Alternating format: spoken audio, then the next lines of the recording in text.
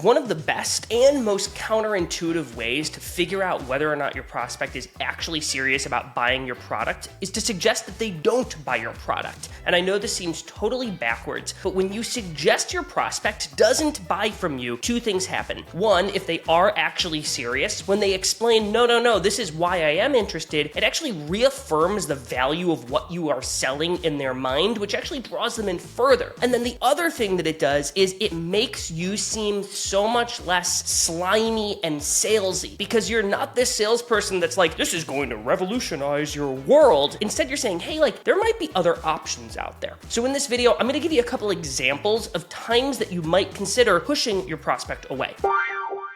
So one of my favorite places to do this is at the end of an introductory call that I have with a prospective customer where they have shared a problem that I am capable of solving. What I love to do is actually suggest to them a different way of solving that problem that isn't what I sell. And so an example might sound like, let's say I'm selling an accounts receivable solution. I get to the end of the call, I might say something like, Dave, I appreciate you sharing about the big stack of outstanding invoices that you're trying to get paid. And I definitely think our software can help with this. But before we go down this road of like doing a bunch of demos and talking about installing software, I guess, have you ever just considered hiring another AR clerk to deal with this? And the way that Dave responds here is actually going to be really telling for me. One of two outcomes is going to happen. Dave is going to say, no, actually, we haven't considered that, and there's a reason we wouldn't. We really don't want to add people. We want a solution that's going to be scalable and that we don't have to train every time somebody comes or leaves. Okay, awesome. Now I know why my solution is better than some of these outcomes. He cares about scalability, and I'm going to lean on that throughout the rest of the sales process because that matters to Dave. The other outcome here is Dave is like, that actually is something we're considering. We're trying to determine, do we bring on more human capital or do we buy software? That's actually a good thing for me to hear. And the reason for this is now I can have an open and honest conversation with the customer around the pros and cons of hiring someone versus buying my software. And my whole goal when I'm having a conversation with a prospect is to get to the truth. And you wouldn't have gotten that truth unless you had suggested an alternative course of action here. So even if they are looking at a different solution, that's a good thing because I have knowledge which can help me sell my product. Another area where this is super effective is after you've given a presentation or a demo of your product or service. And so if you imagine a world where you just gave a presentation to 3 people at your prospect's company, and there was one person where you sort of got a funny feeling from. They were either super quiet and didn't say anything, or they seemed sort of skeptical about whether or not you could actually help. You should address that. So when you talk with your main point of contact or your champion after that presentation, call it out. And you might say something like,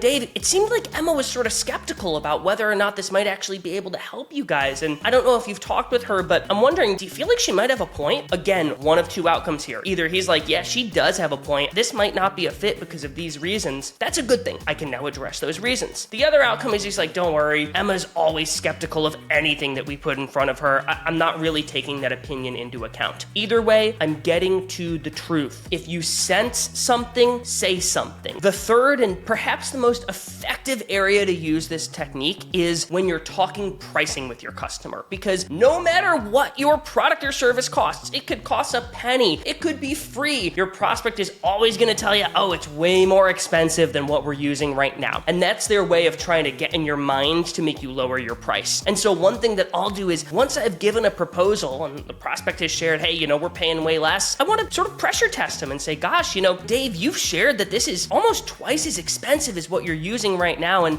I get there are some issues with your current product, but that seems like a pretty big jump. I mean, how are you feeling? Boom. Now one of two things happens. Dave is either, hey, you know what? You're right, man. Like, there's no way we're going to get this in the budget. Cool. I can either address that concern. Maybe there's some levers I can pull to change the pricing or make sure this gets done. Or I might decide that I should walk from the deal and go focus on other deals. That information is my ally. Now, the other outcome here is Dave is like, yeah, I know this is more expensive, but we have a serious problem and we're okay spending to solve it. Boom. Information is my friend in this scenario, and I get it when I go for the truth. So the moral of all of this is if you sense something might blow up your deal, call it out. You never have anything to lose getting to the truth with your prospects. Customers do not trust salespeople that believe and act like their product or service is the only way to solve their their problem. It's actually a good thing to be a little bit more tempered, and by subtly pushing away, you will get more trust and more truth with your prospects. That's it. If you liked this video, give us a subscription. I would love a comment. Let me know what you thought of this video, and we will see you on the next one.